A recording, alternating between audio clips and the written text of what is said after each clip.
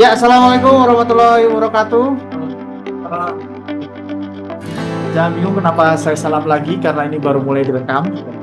Buat Anda yang nanti lihat videonya, nggak tahu video ini akan muncul atau enggak. Kan saya punya dua kelas, saya rekam yang sama. Jadi saya akan pilih yang paling bagus. Ya, jadi setelah minggu lalu kita belajar soal fenomenanya. Jadi apa yang sudah kita pelajari kemarin itu adalah tentang cincin yang pertama ya, cincin fenomena. Jadi saya akan selalu mengajar fisika mengulasnya dari kalau mau belajar fisika maka dia adalah persilangan dari tiga cincin. Yang pertama adalah fenomena. Ini anak berhukum biasa ya, fenomena. Yang di sini adalah hukum. Di sini adalah matematika.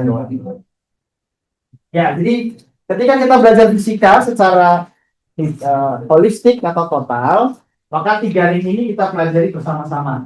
Kemarin, ya minggu yang lalu, maaf bukan kemarin ya, minggu yang lalu kita sudah membahas terkait dengan fenomena soal gerak.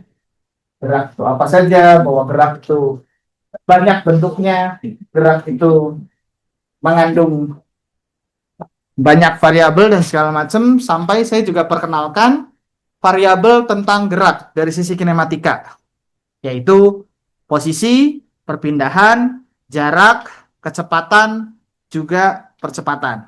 Nah, kali ini kita akan bahas lebih banyak di dua ring yang lain, yaitu hukum dan juga matematika. Ya, jadi mungkin ini agak sedikit sangat matematik pertemuan minggu ini, jadi be prepare. Nanti kita juga akan membahas beberapa soal berkaitan dengan yang akan kita bahas ya. Kita mulai dari hubungannya. Ya, kita perjelas ada definisi kemarin soal perpindahan itu apa, posisi itu apa, jarak itu apa, kecepatan itu bagaimana, dan percepatan itu bagaimana. Nah, sekarang bagaimana hubungan antara posisi, kecepatan, dan percepatan. Terakhir kita sudah membahas ya, kalau kita bicara soal kecepatan, kita punya V akan sama dengan kecepatan saat ya, dx bagi dengan dt.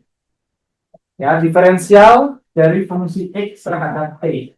Sedangkan percepatan itu adalah a dv per dt. Ya, walaupun sebenarnya ini adalah bagaimana Newton itu memanfaatkan kalkulus untuk menggambarkan hubungan antara posisi dengan kecepatan, hubungan antara percepatan dengan kecepatan. Sekarang kita bongkar dengan menggunakan kalkulus. Ya, kita mulai dari hubungan percepatan dengan kecepatan. Ya, kalau kita pakai definisi yang kita punya di kalkulus, ya, percepatan dv sama dengan dv per dt. Sehingga kalau kita masing-masing kita kalikan, masing-masing ruas ya, kita kalikan dengan dt, maka kita akan punya persamaan a dt sama dengan dv.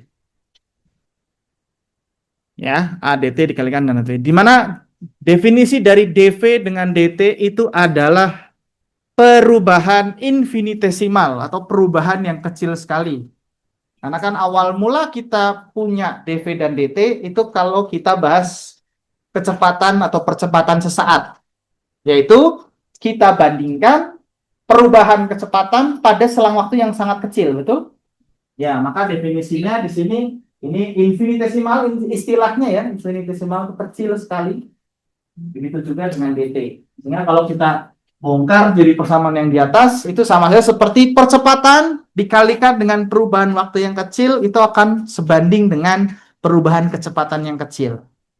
Sehingga kalau kita mau hitung secara total pada selang waktu yang tertentu kita harus jumlahkan. Ya, bayangkan ilustrasinya adalah misalkan kita mau tinjau pada T0 sampai dengan T1. Kita mau tinjau gerak di selang waktu T0 dengan T1. Maka persamaan A dt sama dengan dv itu menunjukkan kalau ada perubahan sedikit dt, kalau kita kalikan dengan A akan sama dengan dv, di mana dv itu akan sama dengan V awal V akhir dikurangi dengan V awal.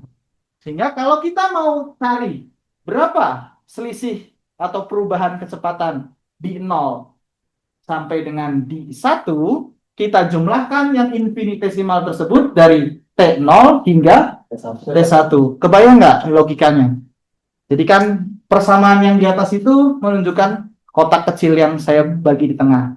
Kalau kita mau cari tahu secara total, ya kita jumlahkan semuanya. Kalau kita dijumlahkan di kalkulus, itu sama saja seperti diintegralkan. Pada tahu ya kenapa pakai integral simbolnya seperti itu? Karena dia sebenarnya melambangkan huruf S dari kata sum. Sum, sorry. Sorry ya, harusnya sum. Ya, kok sum ya? Memang Ibu Sum. Guru fisika saya SMP namanya Ibu Sum. TMI, sorry, I'm sorry. Too much information. Maksudnya, ya, karena dia tunjukkan di sum. Jadi dia dijumlahkan, maksudnya adalah kita jumlahkan perkalian antara A dengan selang waktu dari T sama dengan T0 sampai T menuju T1. Karena kita jumlahkan, maka kita jumlahkan. Jadi kita integralkan sisi kiri dan sisi kanannya dari T0 hingga T1, maka dV-nya akan berubah dari V0 kali V1. Sehingga kita bisa dapatkan equilibrium akan sama dengan persamaan yang ini. Ya. Jadi kita akan dapatkan bahwa selisih kecepatan, ya ini sebagai vektor juga ya, saya nggak pakai ini. Selisih kecepatan pada T1 dengan T sama dengan 0 akan sama dengan integral A dikalikan dengan dt. Tapi perhatikan, A di sini itu tidak selalu konstan. Secara umum, A adalah fungsi waktu. Sehingga hubungan umum antara perubahan kecepatan dengan percepatan itu persamaan yang ini. Ya, persamaan yang ini. Nah, kalau kita berkaca kepada definisi dari integral secara matematis, integral sesuatu itu adalah Blackpink in your area. 1 November kan ya, 1 November. 1 November kan di GBK. Ada yang nonton? Kenapa saya tahu? Karena saya bekerja untuk membiarkan istri saya nonton. Jadi katanya hidup sebagai laki-laki itu workshop ya. Laki-laki work, istri shop. Nah, jangan ya. Yang ada di kelas, stay di kelas ya. Ya. Kalau kita gambarkan, jadi kalau kita lihat di sisi kanan, sisi kiri kan berarti jelas ya, selisih kecepatan. Sisi kanan secara matematis, definisi dari integral A terhadap BT adalah kalau kita punya grafik percepatan terhadap waktu, bagaimanapun bentuknya, ini contoh saja ya, maka integral A dt dari T0 sampai T1 itu sama dengan luas daerah dari daerah di bawah atau di atas grafik. Kenapa di atas ya? Karena bisa jadi percepatannya negatif. Yang penting luas daerah yang dibatasi oleh grafik dengan sumbu waktu. Jadi kalau kita punya grafik A terhadap T, kita disuruh nyari beda kecepatan antara T0 dengan T1 karena kita tahu ya, pada saat T0 kecepatannya adalah V0, pada saat T1 kecepatannya adalah V1. Bedanya ya, ingat, kita nggak dapat nyari V0, kita nggak bisa nyari V1 kalau kita nggak tahu salah satu di antara keduanya. Bedanya itu adalah luas daerah di bawah grafik. Masalah dia bisa dicari atau tidak luasnya itu satu hal, tapi secara matematis artinya adalah grafik. Jadi kalau kita punya grafik, kita mau cari beda kecepatan, kita tinggal cari luas daerah. Dan kalau nanti mengerjakan, ditulis itu sudah termasuk salah satu aplikasi matematik, jadi nggak perlu harus diturunkan, ya. Ini definisinya. Ya, jelas? Saya akan coba secara pelan-pelan ya. Ya, pengalaman saya tahun lalu, SAPPK itu adalah sekumpulan anak yang tidak terlalu suka fisika. Terlalu itu karena saya mau sopan aja. Ya, harusnya nggak ada terlalunya kan? Tidak terlalu, kalau tidak suka kan kayaknya kasar banget ya. Apalagi benci, gitu. Aduh. Walaupun benci itu benar-benar benar-benar benci. Ya, jadi pelan-pelan. Saya mau coba kita bawa dari sisi ketiga yang tadi. Jelas ya? Jadi ini secara matematis, ini saya harap semua sudah mengenal, jadi nggak perlu kita kenalkan apa segala macam pelan-pelan. Kalau belum ya mudah-mudahan bisa bersamaan yang ketika kita bicara. Nah, artinya persamaan pertama yang kita dapatkan terkait dengan hubungan antara posisi kecepatan dan percepatan dan waktu itu adalah persamaan yang ini. Ya. Dan sebenarnya kalau kita bicara kinematika secara umum, mau satu dimensi, dua dimensi, atau tiga dimensi, yang perlu Anda ingat itu adalah persamaan ini. Ya, jadi this is the law, the hukum. Ini hukum. Ntar bagaimana kasusnya terjadi, ya bagaimana matematika bekerja tergantung pada kasusnya. Paham maksud saya? This is the law. Law-nya begini. Hubungannya macam ini. Selanjutnya, artinya kalau kita tahu V0, ya, kalau kita tahu V0, maka sejatinya kita akan tahu V1. Ya, karena kita tahu V0, kita tahu V1, yaitu ya tinggal kita pindahkan saja. Ya, V1 sama dengan V0 plus integral T0 kali T1 A dt. Artinya kalau kita punya T1, ya kita bisa kemudian tinjau hubungan selanjutnya, yaitu hubungan antara posisi dengan kecepatan. Ya, caranya sama, bentuknya sama. Ya, caranya sama, bentuknya sama. Dengan analisis yang sama, kita bisa dapatkan perubahan posisi, ya, perubahan posisi karena satu dimensi ya. Jadi saya nggak pakai, sebenarnya pakai vektornya. Perubahan posisi X1 itu akhir, X0 itu awal, asli ya. Ingat ya, 1 dan 0 itu simbol yang saya pakai untuk menunjukkan akhir dan awal aja ya. Jadi nanti untuk pengerjaan tergantung dari kasusnya. Akan sama dengan integral dari T0 atau sampai dengan T1 dari V dt. Ya, atau secara ekuivalen kita akan dapat X akhir akan sama dengan X awal ditambah integral T0 T1 V dt. Ya, di mana V itu berarti fungsi kecepatan terhadap waktu. Jadi Anda bisa bayangkan, bayangkan kita ambil T-nya T awal, T akhirnya ada T saja variabel. Maka kita akan dapatkan PT, betul? Nah, sehingga kita akan punya hubungan antara posisi dan percepatan. Ya, kalau kita bayangkan ketika T1 sama dengan T, maka kita punya V sama dengan V0, T0 sampai T, ADT, kita substitusi ke sini.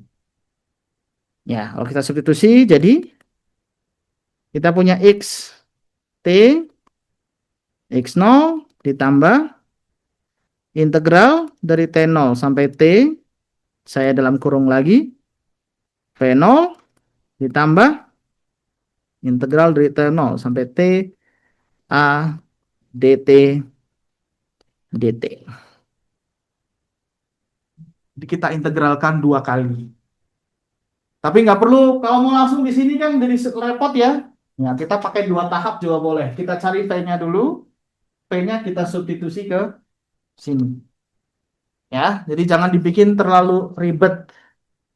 Walaupun ini kelihatan ribet. Tapi sederhananya satu-satu. Dengan sifat yang sama, karena di sini ada integral T terhadap dt, maka sama dengan yang di atas. Kalau kita punya grafik V terhadap T, ya kita grafiknya, ini contoh saja ya. Maka kalau kita mau cari posisi, selisih posisi antara T0 dengan T1, ya sama. Ini X0, ini X1. Selisihnya ya, bukan X1, X0. Itu tinggal kita cari luas daerah di bawah grafik. Oke, ini numpuk, nggak apa-apa tulisannya ya. Jadi Anda cek lagi. Ya, jelas? Ya, kita coba soal. Ya, kita coba soal ya. Tadi nggak terlalu cepat atau mau balik ke slide yang tadi dulu? Oke, boleh ya, sebentar. Kita coba soal. Eh, bukan yang ini.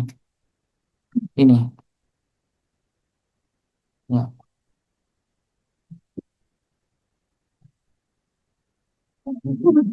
Nah, ketawa kan? Kenapa kalian ketawa? Ketawa itu kan menggerakkan, betul kan? Ya. Yang membuat Anda bergerak adalah gaya kan? Saya bergaya kan? Betul, betul.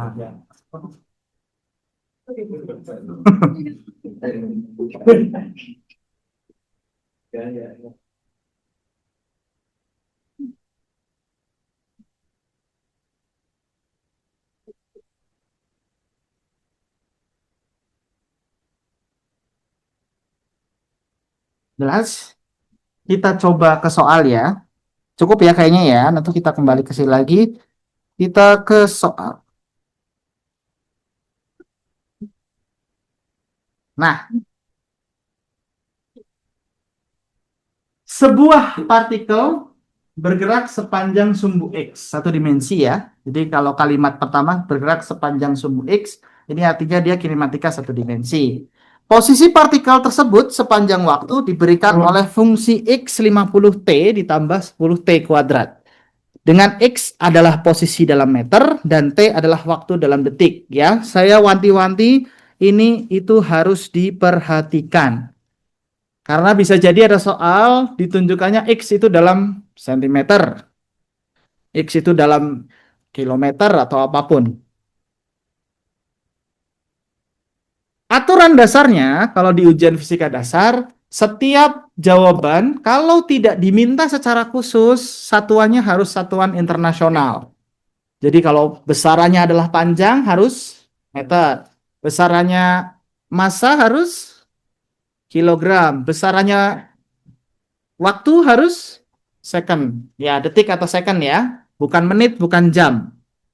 Ya, ya, jadi diperhatikan, mungkin Anda harus melakukan konversi nantinya. Baik itu langsung maupun tidak, itu kembali kepada Anda. Kalau saya ya, karena kalkulator boleh dipakai, Anda boleh pakai kalkulator, maka hitungan yang angka-angka yang tidak mudah dihitung, oke, saya akan selalu menghindari angka-angka yang cantik. Kan biasanya kan angka cantik gitu. Enggak, semua angka itu cantik. Tapi ada angka yang sulit dihitung, ada angka yang mudah dihitung ya. Kalau sekiranya angkanya sulit dihitung, ya kalkulator pun bisa digunakan.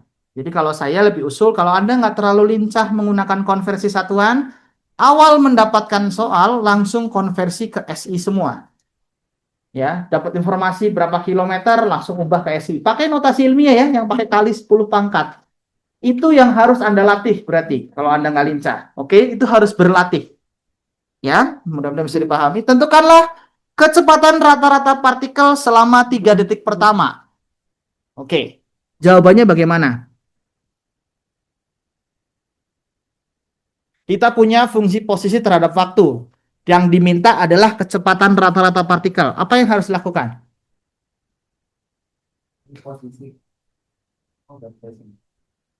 Satu, dibagi. Ya, oke, kembali kepada definisi ya. Kecepatan rata-rata itu akan sama dengan dari 3 detik pertama, berarti kan ketika T sama dengan 0 sampai ke T sama dengan 3. Karena 0 ke 1, 1 ke 2, 2 ke 3. Ya. Nah, ini kita bicara soal T sama dengan 0 awalnya karena dipakai soalnya 3 detik pertama. Nanti ada juga kalimat soal yang kayak 3 detik setelah T sama dengan 2. Paham maksud saya? Iya. 4 detik setelah T sama dengan 5. Itu harus hati-hati. Jadi kalau 4 detik setelah T sama dengan 5, berarti T pertamanya adalah 5, 6, 7, 8, 9. Nah, itu harus hati-hati. Bahasa soal itu macam-macam. Ya, jadi Anda harus salah satu yang dilakukan kalau kita melihat soal itu juga memanfaatkan 3 ring di sana. Yaitu membaca soal dan meng-farming data itu adalah bagaimana kita memahami fenomena. Paham saya? Ya, harus farming kan? Kan minimal menit ke 9 udah level 15 gitu. Ya, jelas ya itu bagian dari paham fenomena. Makanya di SD atau SMP kita ngajarin IPA itu pasti ada diketahui, ditanyakan, jawab. Itu tujuannya adalah untuk istilahnya kata-kata lain yang lebih halus soal kita memecahkan persoalan, memahami persoalan dan menjawab persoalan soal fisika. Itu diketahui apa yang jadi fenomena. Ya kan? Jangan sampai fenomenanya gerak kinematika satu dimensi nanti nggak paham. Terus jadi kita ambil hukumnya hukum untuk gerak melingkar misalnya. Nggak nyambung ya. Itu yang saya maksud. Oke. Pertama kita dapat seperti itu. Kecepatan rata-rata partikel selama 3 detik pertama itu berarti X di 3 dikurangi dengan X di 0 sama dengan 3 dikurangi 0. Saya langsung 3 second aja ya. Nah, X di 3 dan X 0 bisa dihitung berapa langsung? Angkat tangan boleh? Ya, berarti 240 apa? Meter dikurangi 0 dibagi 3. Berapa kecepatan rata-ratanya? 80 meter per second. Jelas? Ingat, ini satu contoh soal ya. Yang Anda harus pelajari itu bukan jawabannya, tapi bagaimana cara berpikir menuju jawabannya. Ya, tentu saja karena kalau saya bahas soalnya begini, waktu kita akan habis cukup banyak. Jadi mungkin 1 atau 2 soal. Besok ya, kita akan ketemu di tutorial 7.30 ya. Enggak jam 7 ya, 7.30 apa boleh buka. Saya udah berusaha untuk dipindah, kayaknya nggak bisa, 7.30 saja. Ya, nanti kita fokus bahas soal. Ya, sistemnya begini. Jadi ada soal, kita baca pelan-pelan, kita bongkar fenomenanya, kita cari hukum yang apa, mudah-mudahan waktunya cukup konsisten. Oke, dapat. Jelas semoga ya. Lalu kecepatan partikel pada saat T sama dengan 3, apa yang harus dilakukan? Angkat tangan dong kalau mau bicara. Cari fungsi V terhadap T. Ya, gimana caranya? Turunan pertama dari fungsi XP. Diferensial ada di situ ya. Kecepatan V adalah turunan X terhadap T ya. Jadi ini bedanya kecepatan rata-rata dengan kecepatan sesaat. Anda bisa lihat perbedaan pertanyaannya ya. Ya biasanya agak gamblang. Ini akan sama dengan per dt. Jadi kalau kita tulis d per dt mungkin ini 50t, ini masih polinom biasa ya. T kuadrat. Nah sini adalah 50 ditambah 20t. Ya, jangan buru-buru ya. Kita turunkan dulu betul. Semua jelas satuannya meter per second. Karena maksud dari diferensial itu sama dengan pembagian ini. Jadi pembagian X dibagi dengan pembagian T karena dx dt. Maka karena pembagian selisih dx itu adalah masih besaran panjang, selisih waktu itu besaran waktu, maka satuannya adalah masa per waktu. Ini yang kita maksud, kita turunkan orde waktunya. Karena ada dikalikan waktu T pangkat minus 1 kan. Awalnya kan T pangkat 0 kan. Jadi T pangkat minus 1. Jadi diferensial terhadap suatu variabel itu sama saja menurunkan orde besarannya sebesar 1. Kebalikannya dengan diferensial, integral itu berarti menaikkan ordenya. Kenapa? Karena kalau tadi ada integral kan ada perkalian ya. A dikalikan dengan dt. Jadi yang awalnya A itu kan T pangkat minus 2, jadi kecepatan T pangkat minus 1. Itu maksud dari integral dengan diferensial. Jadi integral dan diferensial itu nggak cuma buat apa sih teori, enggak. Itu ada fisisnya, ada hal yang bisa dibayangkan. Berkaitan dengan perpindahan. Bisa bayangin kan? Isaac Newton, dia bikin itu loh, bikin. Anda belajar aja pusing kan? Dia bikin. Nah, makanya dia namanya Isaac Newton. Kalau Anda Isaac tangis. Nah, itu namanya punchline. Ya, sehingga V pada saat 3 second, kita substitusi saja 50 ditambah 20 dikali 3 second. Ya, ditulis bisa seperti ini, bisa nggak pakai satuan dulu juga nggak masalah. Ya, kok sulit dihapusnya, ya sudah biarkan ya. Hasilnya berapa? 110 meter per second. Nah, Anda lihat, kalau Anda bingung kok A sama B beda Pak jawabannya. Itu yang kita bicarakan terkait dengan definisi kecepatan rata-rata dengan kecepatan sesaat. Kalau kecepatan rata-rata, yang penting perjalanannya dari awal hingga akhir menempuh berapa perpindahannya dibagi dengan berapa selang waktu, itu yang kita sebut kecepatan rata-rata. Tapi kalau 110 ini adalah literally kecepatan pada saat 3 second. Kalau rata-rata kecepatan setelah 3 second secara rata-rata, sedangkan kecepatan ini adalah pada saat 3 second. Ya. Oke, jadi kelihatan ya dengan soal kita bedanya. Selanjutnya, percepatan partikel pada saat T sama dengan 3, saya nggak perlu lagi nanya karena sama saja ya. Ini akan sama dengan dV dt. Ya, kita bongkar saja. 50 plus 2T, 20T meter per second, hasilnya adalah 20 meter per second kuadrat. Hati-hati, ingat dengan satuannya.